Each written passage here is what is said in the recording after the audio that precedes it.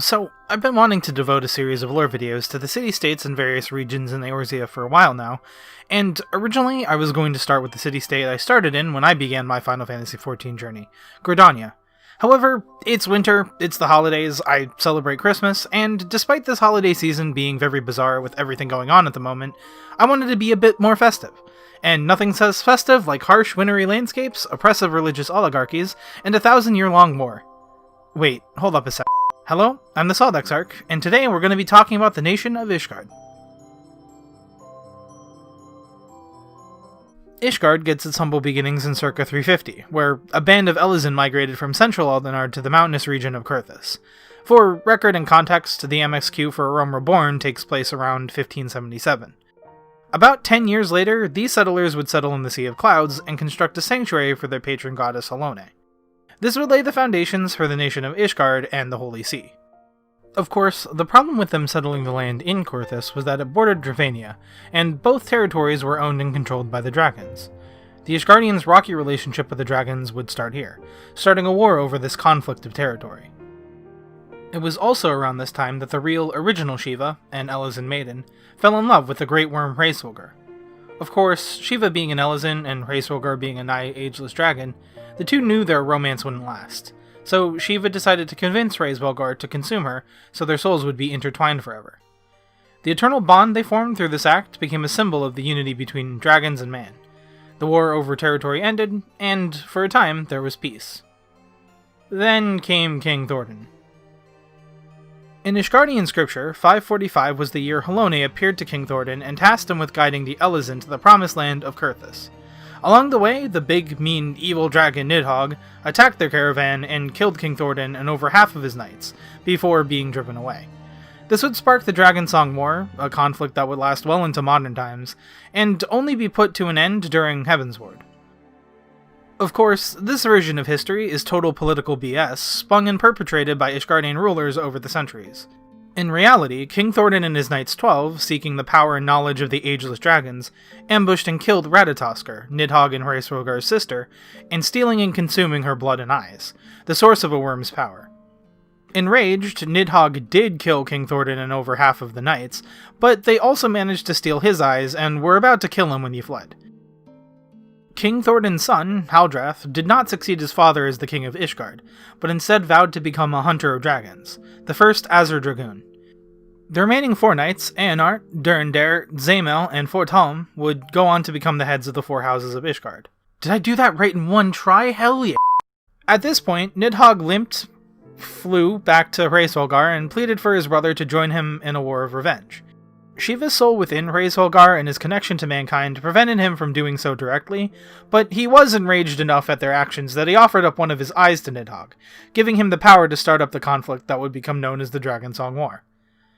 Back in Ishgard, kind of knowing that they had made a pretty big mistake and pissed off an insanely powerful, ageless being, the Ishgardians used even more dragon's eyes to erect the wards around the city, to prevent a direct attack.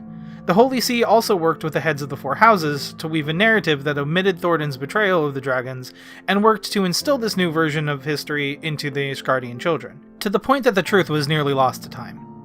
Unfortunately, this lie would also lay the groundwork for the countless heretics who would come up in their history, as well as force them to employ inquisitors and other extreme methods to prevent the truth from coming out in full. Ishgardian's history after this is largely peppered with occasions where Nidhogg and his brood awaken and continue their conflict with Ishgard, usually resulting in great losses on both sides. During this time, Ishgard mostly kept to itself and their ongoing war with the dragons. Then everything changed when the Garleans attacked.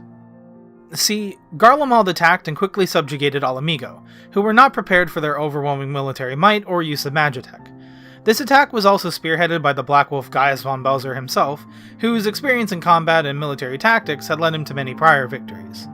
He posed a significant threat to the realm as a whole, and Ishgard, recognizing this, agreed to join the Eorzean alliance to ward off the Garlean invasion. I know in a past video I said that Ishgard joined during the Autumn War, which was prior to the Garlean invasion of Eorzea, but while Ishgard did provide aid to the Gridanians during this time, and while the Eorzean alliance was really loose and tentative at best at this point, so you could make an argument that they counted as part of the alliance back then, the official alliance wasn't founded until Garlemald attacked Alamigo. This all culminated in the Battle of Silvertear Skies, where Gaius' head flagship, the giant airship Agrius, was destroyed by Midgard Somer and his horde for attacking Lake Silvertear. With Gaius withdrawing from his campaign due to the increase in primal summoning, Ishgard quickly withdrew from the alliance. It was also around this time that the current Archbishop, Archbishop Thordan VII, was ordained by the Holy See, meaning that joining and subsequently withdrawing from the Eorzean alliance was some of his first political moves as the leader of Ishgard. Ishgard once again withdrew and mostly just dealt with its own problems. Even in the wake of the 7th Umbral Calamity, Ishgard would not rejoin the alliance. We pretty much know the rest of Ishgard's history from here. 5 years after the Calamity, Ishgard is once again struggling with Nidhogg's horde, and Amalric, Lord Commander of the Temple Knights, pleads with the Holy See to consider rejoining the alliance and soliciting outside aid. Though he is unsuccessful in the former, through attempts at the latter, he becomes an ally to the Warrior of Light and the Scions, and further aids them when they become wards of House Fortune. This culminates in him discovering the truth behind the actions of the Holy See, the real cause of the Dragonsong War, and sees him, with considerable aid from the Warrior of Light, Estinian, and Ysale, overthrow the Archbishop.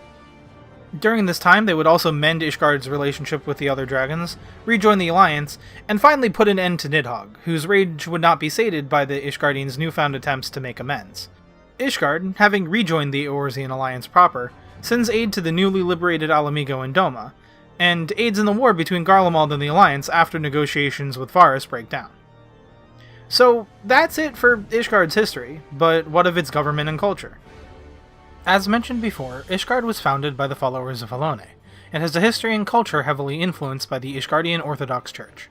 The clergymen and women of the Holy See often doubled as political leaders, with leadership of the nation falling under the Archbishop. The Ishgardian Orthodox Church controlled much of the education, especially regarding the nation's founding and history. They employed inquisitors to investigate the city's crimes, the worst of which being heresy against the Church's teachings. This, as mentioned, was an attempt to conceal the truth behind the founding of Ishgard and their position of both Nidhogg's eyes. Defense of the city is left to the Temple Knights, Ishgard's main military. They were tasked both with defending Ishgard and, as you might expect, fighting in the Dragonsong War. Because they were always stretched thin, it was common for various encampments and settlements outside of Ishgard's walls to be lost or abandoned in a devastating dragon attack. Even with the war having ended, many Ishgardians have lost loved ones to dragons, and resent them and the newfound push for peace. The Dragoons are a specific subset of the Temple Knights, specializing in anti-dragon combat. I'm not going to talk about them extensively here, because I do plan on doing an in-depth lore video about all the classes, but just know that their specialized gear and combat techniques were tailored for aerial and anti-dragon combat. Separate from the Temple Knights are the Archbishop's personal bodyguards, the Heavens Ward. They seldom leave the Archbishop's side, but in instances where they do, they are considered to have the full authority of the Archbishop. They were also complicit in concealing the truth of Ishgard's true history and perpetuating the Dragonsong War. Culture-wise, Ishgardians put a lot of stock in tradition and class structure, to the point where it governs their way of life. Ishgardian citizens are often classed as highborns, those born to nobility, and lowborns, or commoners. In the past, the lowborns had very little say over how the city was run, and found it extremely difficult to make their way into positions of power within the city walls. Lowborns can often be found in the poorer parts of Ishgard, like the Broom, eking out a life in the city. After the death of Archbishop Thordan VII and Sir Amalric revealing the truth to the Ishgardian citizenry, Ishgard's government began to change. Rather than a theocracy headed by the Archbishop, Ishgard has become a representative republic, with elected representatives being split into two houses, the House of Lords and the House of Commons, finally giving political power and sway to the lowborn citizens. In addition, the Ishgardian Orthodox Church's power was largely stripped away to provide a more proper separation of the church and state. Also, with Hilda's hounds being recognized officially by Amalric and the Temple Knights as protectors of Ishgard, they give lowborns who were not able to become knights proper a way to serve and defend Ishgard. Naturally, with a culture indoctrinated by the church and holding many traditional values, these reforms have received no small amount of opposition and pushback, and there are still many corrupt officials who cling to their positions, or even hope to restore the church to power.